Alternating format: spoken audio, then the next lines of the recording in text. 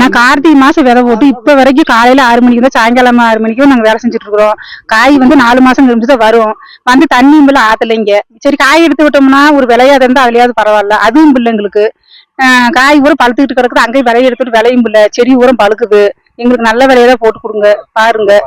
ரொம்ப பாதிப்பு எங்களுக்கு இந்த வருஷம்.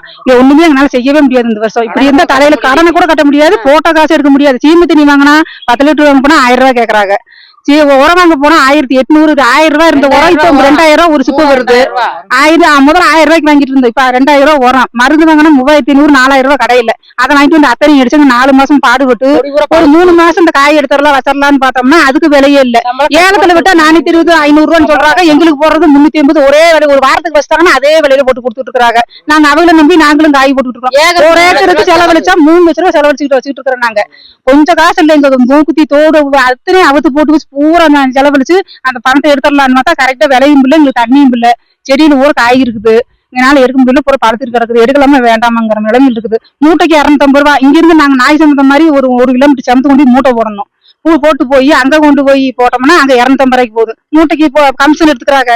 அதே மாதிரி மூட்டைக்கு எடுத்துட்டு போங்க, உங்களுக்கு என்ன இருக்குன்னு பாருங்க. 3 ரூபாய் மூட்டைக்கே வரும், அது 1500 போயிருது.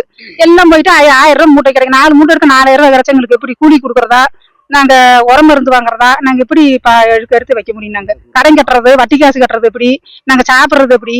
ரொம்ப கஷ்டம். ஆனா காலையில 6 மணிக்கு வந்தோம்னா சாயங்காலம் 6 மணிக்கு வீட்டு விட்டு நாங்க போவோம். நடக்க வேண்டியதா இருக்கு. எருமை 2-3 கிலோமீட்டர். எருமை எருமை வந்துருது, யானை வந்துருது. முந்தா நாள் கூட ஒரு நேரம் செத்து போயிட்டாரு ஒருத்தர். நாங்க அதுக்கெல்லாம் பயந்து கடன் கிடக்குதே கட்டணுமே அப்படிங்கிற ஒரு இதுக்கு தான் நாங்க வந்து அன்னாடு பாடுபடுறோம். காலையில 6 மணிக்கு வந்து சாயங்காலம் 6 மணிக்கு போறோம். சரி ஏதோ ஒரு வேலை பார்த்தா கூட அதை வச்சு நாங்க சம்பாரிச்சு பொழைச்சுக்கணும்னு பார்த்தா அங்க விலையும் இல்லை, இங்க தண்ணியும் இல்லை. இன்னும் ஒரு 10 நாளைக்கு நாங்க எல்லாம் தொலைவில் துண்டு போட்டு தான் போனோம். அந்த அளவுக்கு நாங்க இருக்கிறோம். நாங்க நீங்க தான் ஏதாவது பார்த்து எங்களுக்கு செய்யணும். நீங்க அரசு பார்க்கணும், செய்யணும். ஒரு விலையை போட்டு நல்லபடியாக கொடுக்கறதுக்கு வழி பாருங்க. அரசு செய்யணும். பாச்சலூர் பெரியூர் கிராமத்தில் ஒரு 300-400 ஏக்கர் அவரை விவசாயம் பண்ணிட்டு இருக்கிறோம். இந்த போன வருஷம் கூட சுமாரா பணம் விலை கிடைச்சு. இந்த வருஷம் ஆரம்பத்துல இருந்து 20 ரூபா 25 ரூபா 30 ரூபா 35 ரூபா ஒரே ஒரு நாள் 550 ரூபா 55 ரூபா வித்துச்சு. இது இங்கிருந்து ஒரு மூட்டைக்கு 50 கிலோ 60 கிலோ மூட்டைக்கு 250 ரூபா வாடகை, 10% கமிஷன். 10% கமிஷன். உரம் வந்து ஒரு வாரத்துக்கு 5 மூடை வைக்கணும். ஒரு ஏக்கருக்கு ஒரு 5000 ரூபா 6000 ரூபா வந்துடும். மருந்து வந்து 6000 ரூபாய்க்கு ஒரு ஏக்கருக்கு அடிக்கணும். ஒரு வாரத்துக்கு 8 நாளுக்கு ஒரு மருந்து அடிச்சாகணும். இதை காய் கீழே கொண்டு போனோம்னா ஏலத்துல 45-50 போகுது.